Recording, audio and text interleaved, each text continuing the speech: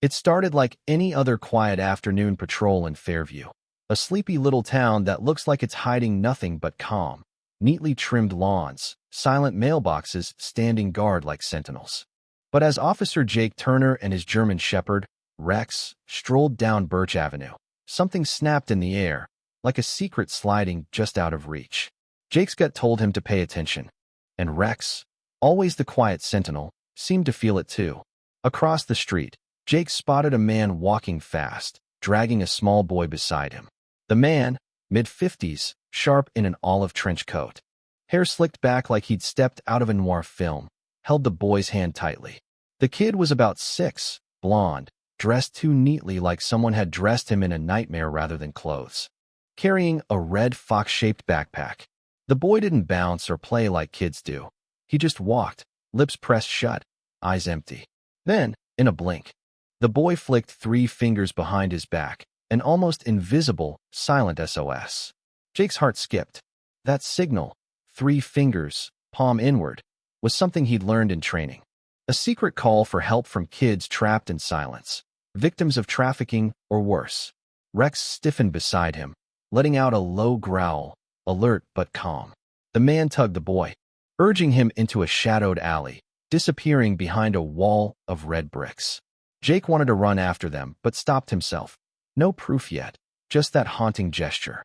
That night, Jake couldn't shake the image, the boy's silent plea, the cold, unreadable man, the quiet dog's warning. So the next morning, armed with nothing but instinct and a notepad, Jake started digging. He learned the man's name was Roy Calder, a ghost in the town's records. No clear job, no phone, just a string of addresses across 3 states in 5 years, like he was running from something. The boy, apparently called Tyler, didn't exist officially anywhere. No birth certificate, no school records. Just shadows. Jake talked to neighbors, met Mabel, a retired teacher who lived next door. She described a house that didn't breathe. Curtains always closed, no visitors, just faint, haunting cries at midnight. She called Tyler a shadow, a kid who didn't live but existed like a ghost beside this cold man. One afternoon, Jake crossed paths with Roy and the boy outside a thrift shop. Roy was polite but stiff, like a man who never let his guard down. The boy, pale and silent, looked up at Jake with eyes that held a kind of lost sadness. No recognition, just an aching emptiness. When Jake crouched and asked his name, Roy answered for him. Tyler. The boy didn't confirm or deny, just blinked. Rex, trained to read the unspoken, approached the boy, who surprisingly reached out, letting the dog lick his fingers. It was a fragile connection, like a lifeline thrown in a storm.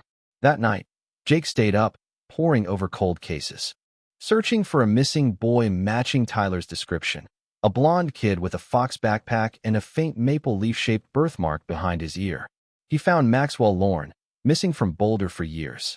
The pieces clicked.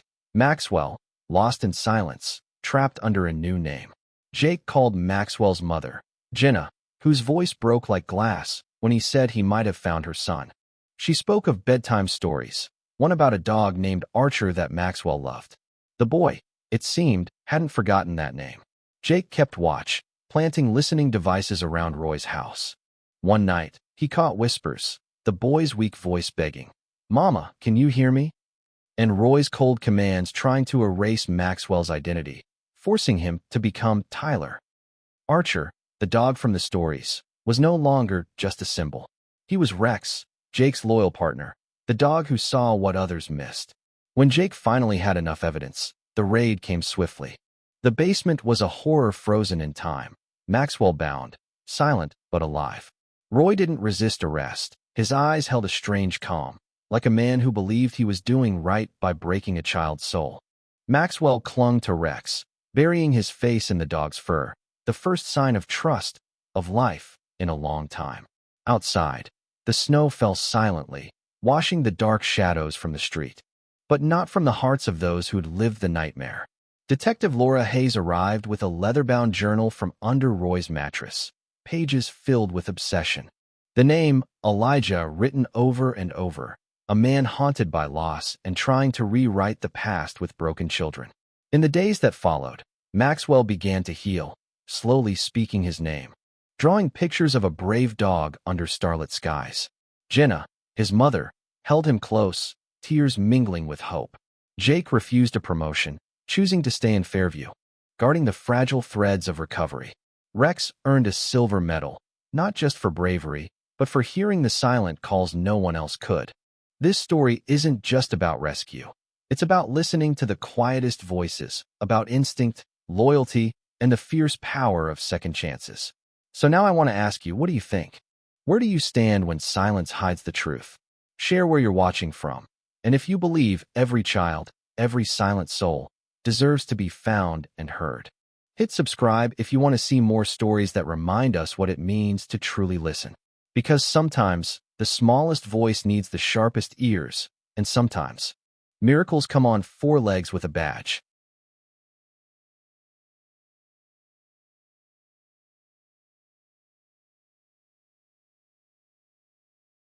Even after the rescue, the silence in Fairview didn't just disappear overnight.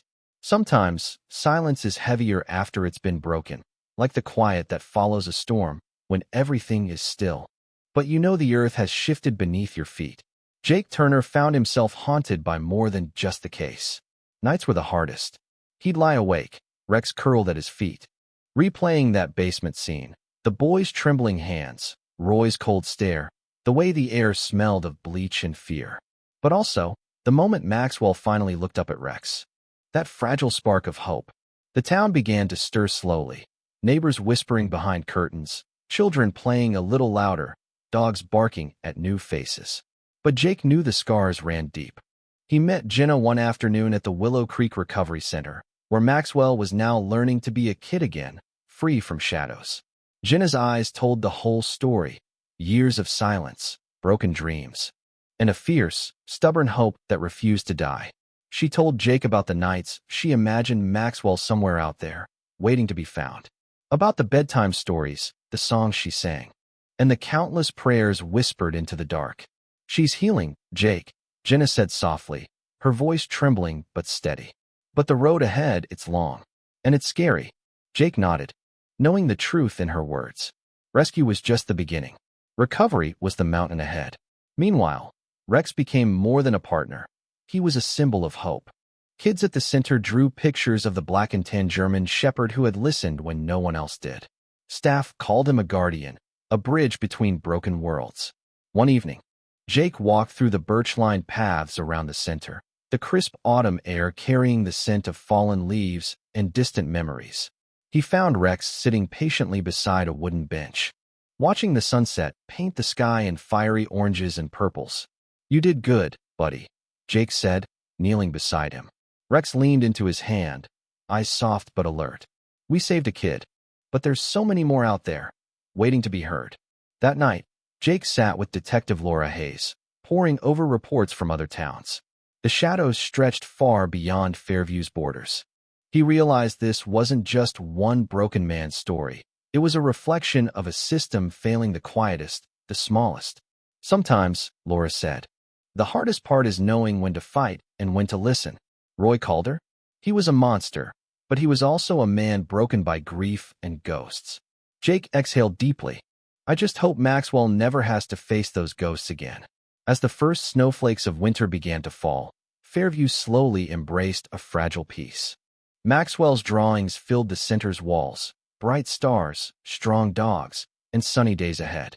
Jenna and Jake shared quiet moments of hope, knowing that the healing was a journey walked one step. One word, one smile at a time. But the story left a lingering question. How many more silent signals go unseen? How many kids like Maxwell walk shadowed paths, waiting for someone who hears the unspoken? And that's where you come in.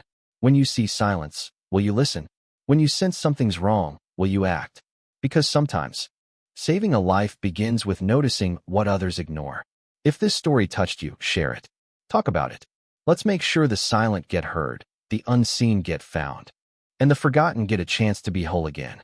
Wherever you are, remember, even the smallest whisper can change everything, if only we choose to listen.